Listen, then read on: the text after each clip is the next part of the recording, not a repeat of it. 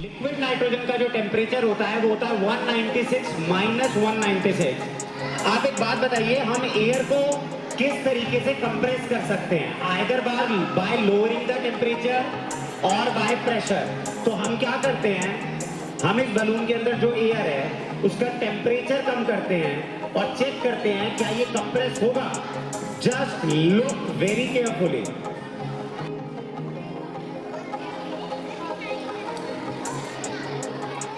Is it balloon compressing? This is so because the liquid nitrogen has a temperature of minus 196, and whenever this liquid nitrogen comes in contact with this balloon, it compresses it, and the air in it is converting into its liquid state, and the balloon is compressing.